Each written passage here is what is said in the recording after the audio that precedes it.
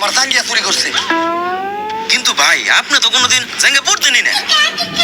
আরে বেটা, কিছু একটা কই এত দোষের তলে ফেলা লাগবো।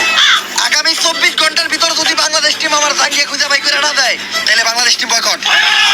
কারণ যেখানে সেখানে দেয়া বাংলাদেশ টিমের ফ্যান ফলোয়াররা জাঙ্গিয়া চুরি করে বেড়াইবো, এইটা ড্যান্ডি হেলালের ফ্যান ফলোয়াররা কখনোই মাইনা নিব না।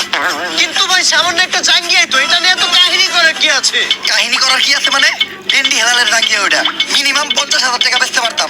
এই যে শার্টটা চাইলে 1 লাখ টাকা বেচতে পারবো। কোনো একদিন দেখবেন নিচের চুল একটা ধরে টান দিয়ে সিরা বেচলাম 5 লাখ টাকা, রেকর্ড করবো রেকর্ড। কিন্তু ভাই একটা জিনিস বলতাম না, আপনার এই মূল্যহীন জিনিসগুলো কিনে কোন ব্যাক কলেরা? এই যে আমার লোকে যে ব্যাক কলের আছে রাই, এগুলার এক কথায় তুমি আমার সন্তানও বলতে পারো। কারণ এরা আমার কথায় উঠতে গেলে উঠে, বইতে গেলে বহে, চুষতে গেলে চুষে।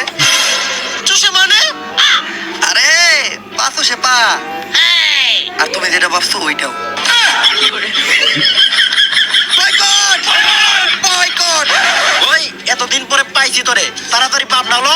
আরে ডাক্তার সাহেব, আপনি হেলাল ভাইরে কই নিয়ে যাইতেছেন? আরে ও তো মানসিক ভারসাম্যহীন পাগল। এতদিন ভাবলাম পাগলা করে দিয়েছিল, পড়ে আইছে, তাই আবার ওরা দইরা পাগলা করতে নিয়ে যাইতে আইছি। ওই ওরে পাগলা গারোতে পরে দিবি, আগে ওরে আম গাছে তুইলা দে। ওর নামে ওয়ারেন্ট আছে, ওরে আমরা অ্যারেস্ট করব। কিন্তু স্যার হেলাল ভাইয়ের অপরাধটা কি?